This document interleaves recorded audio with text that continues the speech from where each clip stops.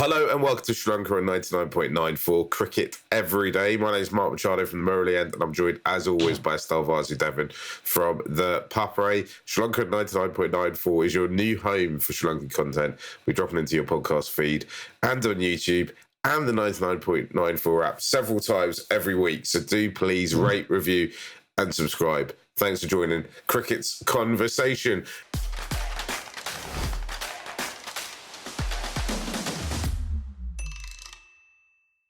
Estelle, I'm very excited today because we're talking about one of Sri Lanka's top up-and-coming young players. That's Charith Asalanka. And you know where I'm going to have to start this, don't you?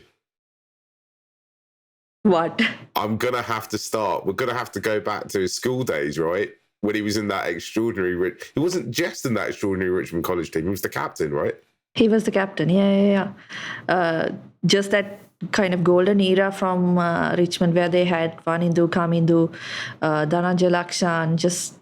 I don't know. I'm sure most of the people who are listening to this would have probably seen that picture with all those players in one of their magazines. Just an incredible lineup of players, and he was captain, under 19 captain as well. And I remember, I'm not sure about the year. Was it 2014-15 where he captained Sri Lanka under 19s? But there was a lot of chat around him during that time, like this guy is going to be really something for Sri Lanka.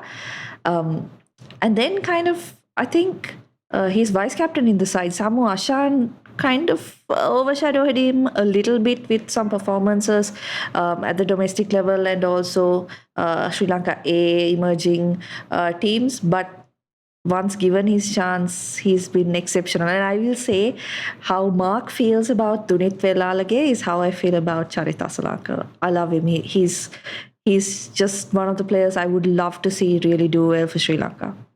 And I think what's exciting from our perspective as well is that we kind of, I've been a journalist since before Asalanka was in school, but I'm not really focused on cricket, not really focused on Sri Lankan cricket.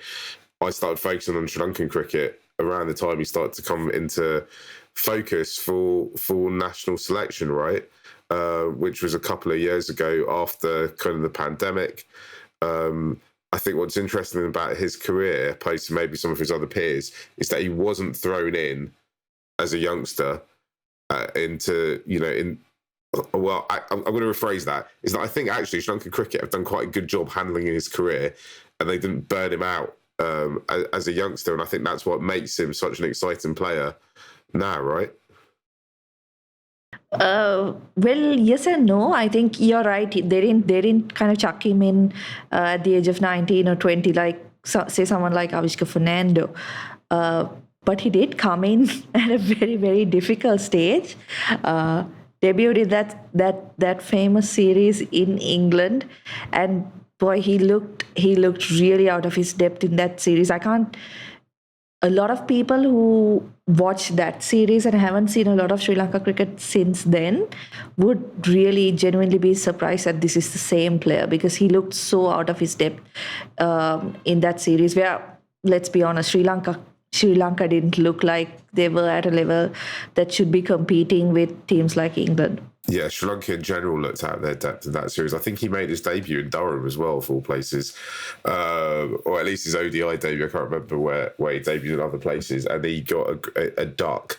I remember watching that and just thinking, oh my gosh, there's absolutely no way this guy's the future of Sri Lankan white ball, or for any ball, regardless of the colour cricket. But actually, he's developed now into quite a fluent player, right? He's got an ODI average of 50. And he scored over 700 runs, so he's becoming a fixture of the side. I suspect that it's going to be it's going to be ODI cricket that is going to end up being the format that he plays the most as well. And I'm excited to see where it all lands, because we talked a bit about this when we were talking about Walalage and his innings in the previous episode, about it's not the prettiest player to watch, but he somehow gets there, right? He does what he needs to do. Yeah, and what I like about him right throughout his career, even when he was kind of in his first couple of games. He hasn't played even 20 ODIs for Sri Lanka yet, but he's always kind of had a presence about him, whether it's with the bat or he's in the field.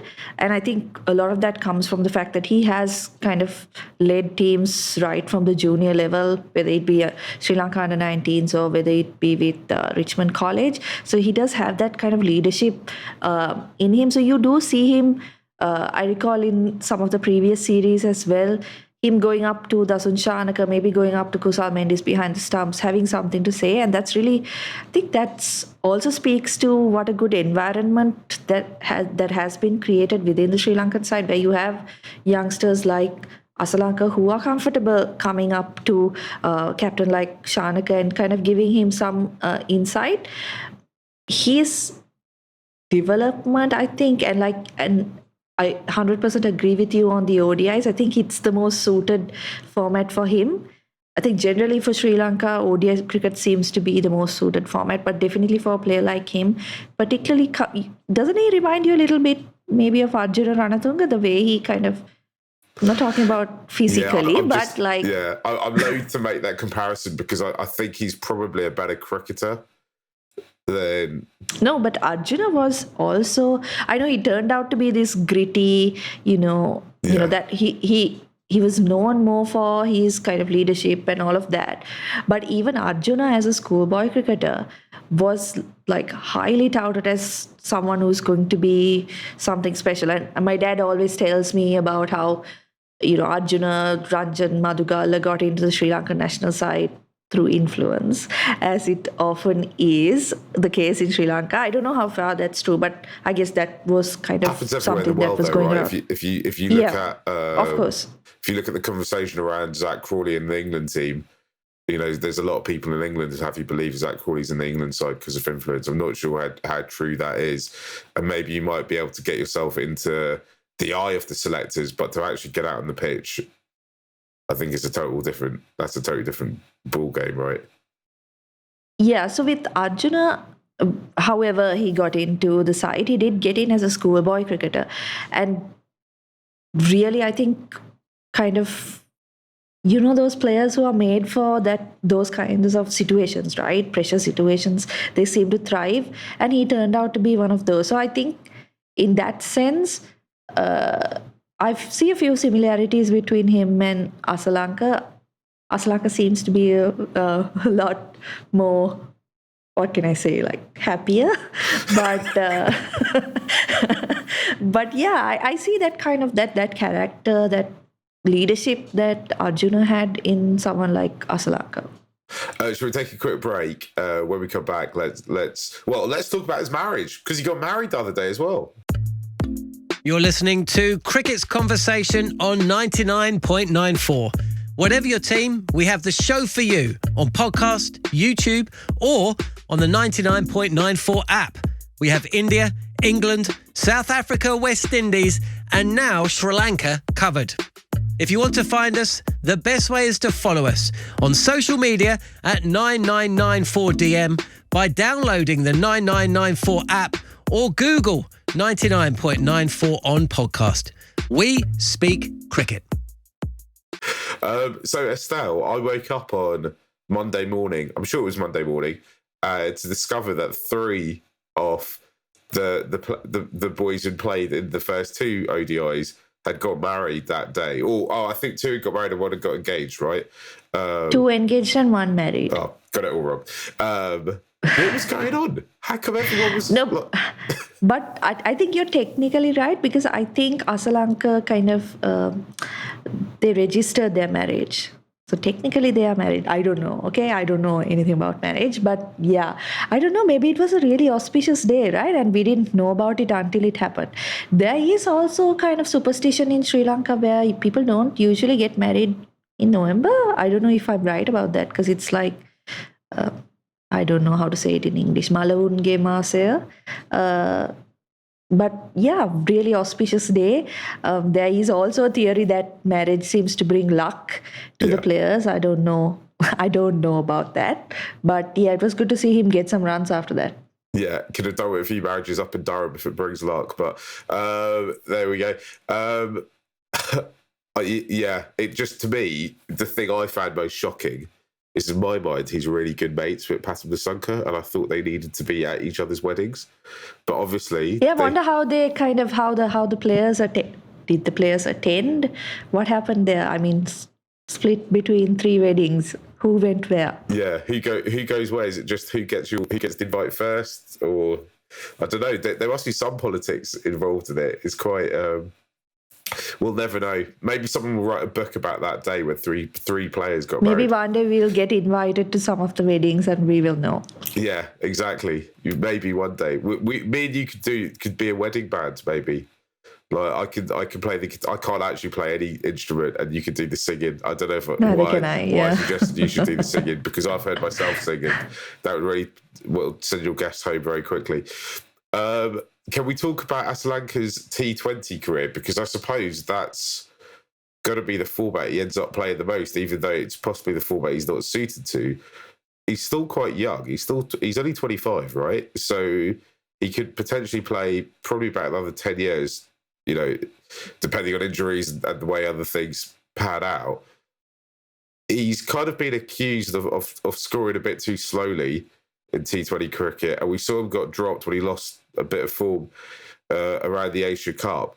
But I've got a suspicion that the more T20 he plays at international, and if he ends up playing franchise cricket, because he hasn't played a lot of the top end franchise stuff, I think he could end up becoming a more efficient T20 player, because, as I say, his main trait is getting the job done, right? And I think if he ends up in living in these professional environments, I think he'll get better at it. Do you think I'm right, or am I just too hopeful? I actually disagree with you on that. He doesn't score quickly enough. I thought, and I could be like judging it off a very too small a sample, but I thought he caught everyone's eye in that T20 World Cup last year, right? And during that tournament, basically what he did and where his impact came from was that he was, with Sri Lanka losing early wickets in pretty much every game, what he did was come in during that power play and just, smash a couple of boundaries and push, give some momentum to the innings. And I think that's where his impact was in that tournament in particular. And when he faltered in that area, and I don't think he should have been dropped, certainly not to accommodate Tanushka Gunatilaka or Dhananjaya De Silva in that middle order. When he was dropped, it was because he was not able to do that anymore. And I think part of the reason for that was the fact that Sri Lanka had a steadier opening pair who were not being dismissed in the first 6 overs as often as we saw in that World Cup. So he was coming in with the free field spread out a little bit more. And he just lost touch, right? And every player kind of goes through those patches. Hopefully this innings that he played against Afghanistan is the turning point. We did see him get a bit of runs during the T20 World Cup, a couple of innings where he was kind of beginning to look fluent. I think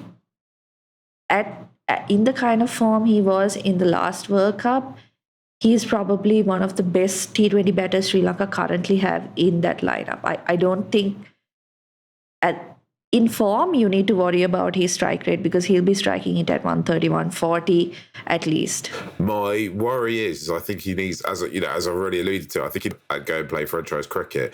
I think, though, he's in that position that he's in, kind of top order batsman. It's the hardest place to get franchise contracts, because essentially the two big places to go are the IPL or the PSL, right? And both in India and Pakistan, they've got a glut of top order batters, and so that's the place they're least likely to get picked up. And I suppose it's just kind of bad luck, right? Because if he could do what Asalanka could do, maybe we should mention his bowling, because he does bowl occasionally from time to time. Then everyone wants a wicket taking, run scoring player, but is there's just no place in franchises for him at the moment. He's going to have to get exponentially better, I think, before people have a look at him, which is a bit of a shame because, or just become the power hitter like Barnica has, and hope somebody, gives him a shot, right? Good. Yeah, so imagine if you can combine Dhananjay De Silva's bowling with Asalanka's batting, then you've got a really valuable asset in terms of franchise cricket. His problem now is I don't think he's much of a bowler. He's very much a part-time bowler. But currently, if you look at international cricket, if he can develop that area into, just a level where he's bowling maybe 1 or 2 overs a game, that still, I think, adds a massive amount of value because, like you said, those top 3 positions in the batting order are the toughest to kind of get opportunities at. And I think even if you look at the Sri Lankan lineup, we would have plenty of batters vying for those first 3 spots. But then the number 4, 5 are the ones that, we really have trouble with finding players. Even at the moment, if you look at it, beyond Bhanuka Rajapaksa and Dasun Shanaka, there aren't that many options for 5, 6. And number 4, we don't have anybody at the moment. So if he develops his bowling, I think he will have a better chance, I think, when it comes to franchise cricket. But for Sri Lanka, I think it's got to be his batting. His batting, that kind of impact he provides is going to be really important, particularly when you've got guys like Pathum Nissanka opening the batting, where there are games where he doesn't really get going at, or he's striking at maybe a runner ball. And do you think then that long term will end up opening the batting for Sri Lanka? And I'm talking, I say that because Mendes has got that spot nailed down at the moment, and I don't think we need to have another discussion about that. And actually, there's not a huge age difference between the two of them, right? It's not like Kussal's going to retire in the next 18 months, 2 years or something. They'll probably stick about for around the same time. But I wonder if at some point he just develops to a place that it's irresistible not for him not to open the batting. I don't know about T20 cricket, but I think certainly in ODI cricket, we will see him moving up the order. Maybe not opening, but definitely at 3 or 4. I think he's played a lot of his schools cricket and domestic cricket in those positions. So 5 is he's kind of batting out of his comfort zone. And that works, especially on tracks like what we have in Sri Lanka, where you're not getting the 350 plus scores. But on really batting-friendly conditions, I don't know how well that'll go because he does take a bit of time in ODI cricket to get going. And does he have the power game is another question. I think he does, but it's something that needs to be developed. But maybe not opening, but certainly moving up the order in ODI cricket is what I see. But every time I see him... Yeah, like the vice-captain's curse, right? We forgot to mention that. What I was going to say is, I hope I haven't cursed him now, is that obviously every time he comes out to bat, we've lost a wicket, possibly a couple of wickets, because we tend to lose wickets in batches. And I just think, cool. He's a cool guy. He's come out to the crease. He's going to be calm. He's not going to throw his wicket away. And he's just going to get us moving. I don't want to say get the job done, because I think we're still in a place where we're not winning as many games as we hope to win. But you can see him developing, or he is developing, into a match-winning player. Right, let's take a quick break. When I come back, I want to talk about that Afghanistan innings. If you love the language of cricket and want more, then head over to the 99.94 app and you can hear all of our podcasts and cricket commentary. We're adding new shows all the time and covering cricket series from all over the world. Be the first to hear all of our announcements by following us on social media at 9994DM. Welcome to Cricket's Conversation. I just said, Estelle, that he's developing into a match-winning player. And I think the best example of that was that Afghanistan game, right? Because when he comes out, you kind of just know he's just got to bat to the end now. He's got to see it all the way through. And he's got to, if Sri Lanka are going to get over the line, he's going to be the main guy that's going to do it. And he goes out and does it. And you just look at it. Oh, Yeah, sorry, go on. I was going to say, you just look at it and he doesn't feel stressed. It looks to me, when he's playing, it doesn't feel any more stressed than if he was, coming out to bat in the 18th over of a T20 and we were batting first and we already had 220 runs on the board.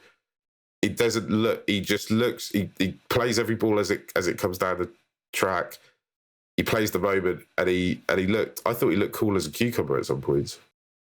Yeah, and see, the thing is, with him, he's how long has he been in international cricket? Right, 2 years, 2.5 years. But we've already seen it's not even that at long. least two to three match-winning innings. It's about June, July. No, we're at the end of 22 now. Yeah, so it's about June, July 2021. 2020, no? 2021, no? Durham was in 2020. Was it that long ago? Or yeah, 2021? It was 2021. I mean, it's amazing. Okay, it's amazing how quickly he's developed into like he just looks like a mature player. He looks like he's been around for ages, right? Exactly.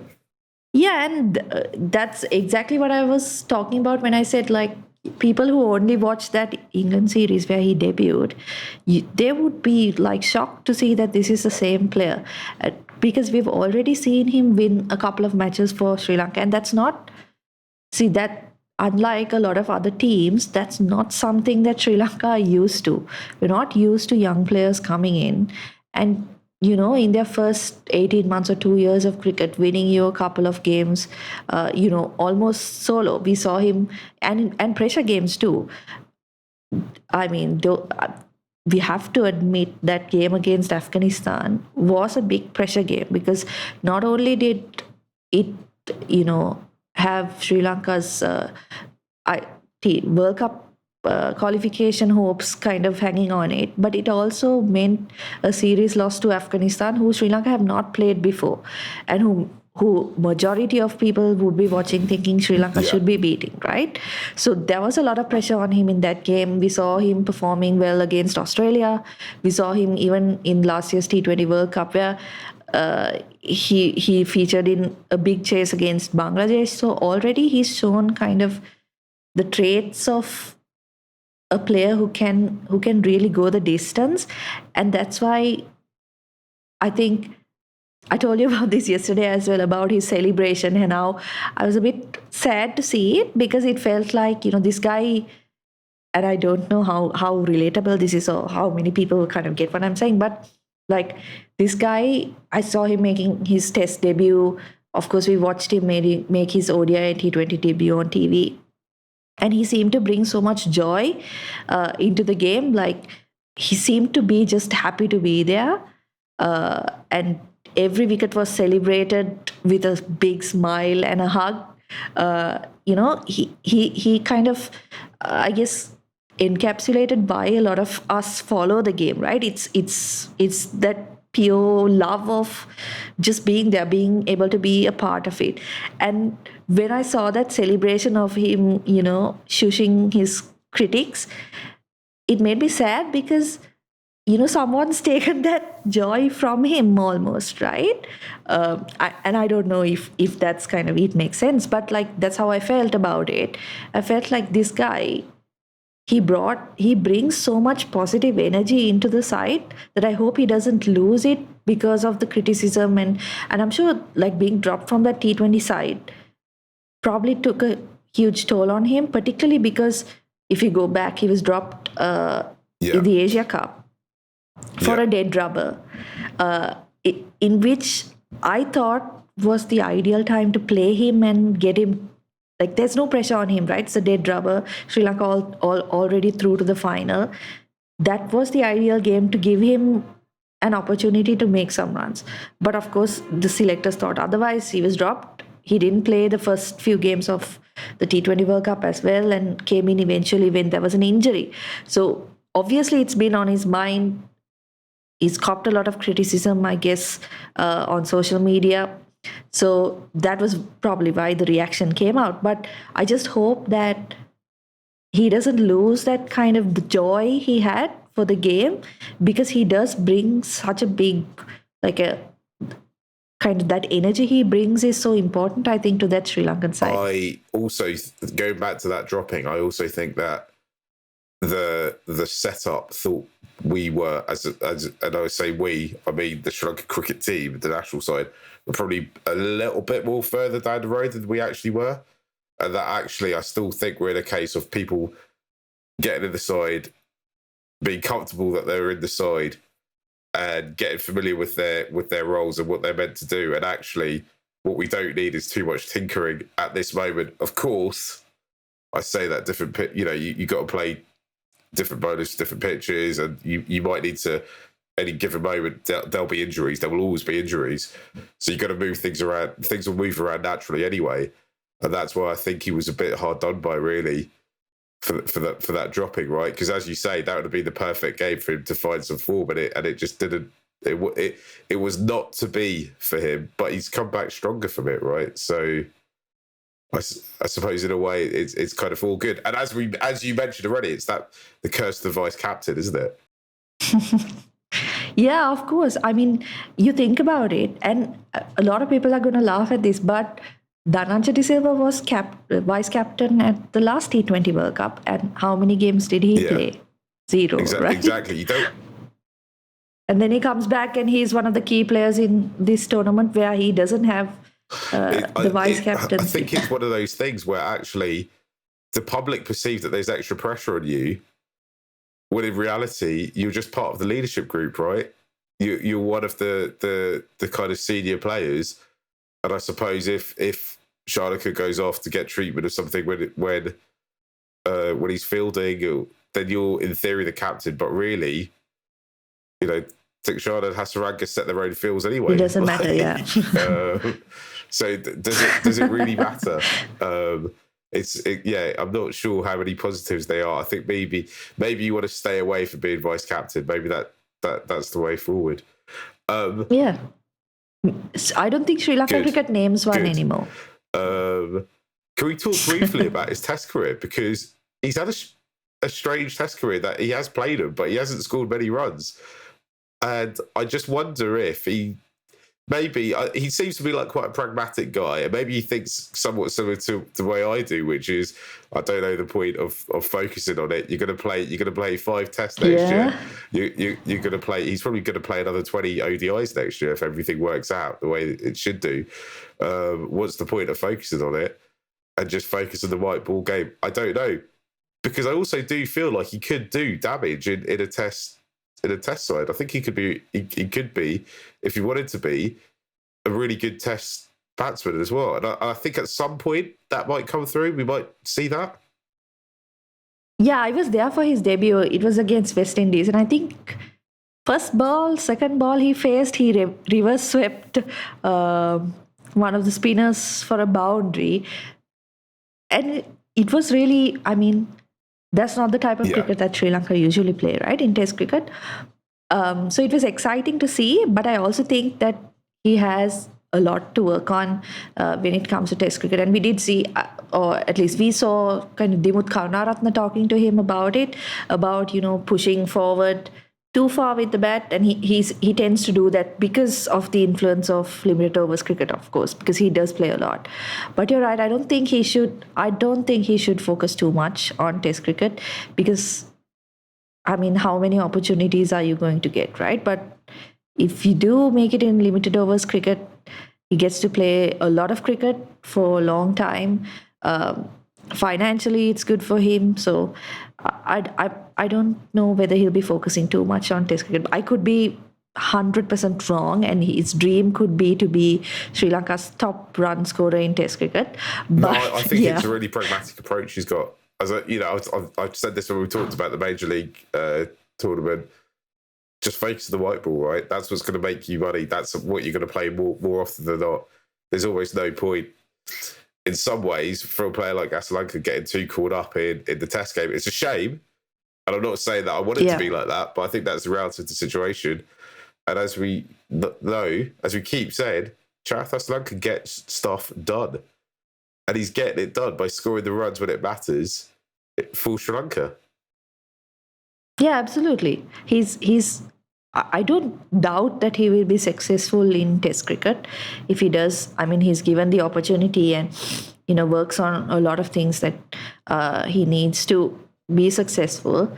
But yeah, like you said, is there any point, right? Should we leave it there? Obviously, we're me and you are both very excited about what the future holds for him and how it all pans out. We look forward to him scoring many more runs for the Lions over the next years, possibly decade, hopefully. Thank you for listening to Sri Lanka 99.94, where we speak cricket every day. Please do rate, review, subscribe, wherever you enjoy your podcast. Leave the comments. I don't know if Estelle likes reading them. I love reading the comments, even if they're from my dad or cousins. You can download the 99.94 app and follow us on Twitter. I'm at Mark Machado. Estelle is at Estelle_Vasu1, as in the number one. Never miss out. Join our 24/7 conversation on social media and follow us at 9994DM. Cricket every day, your way.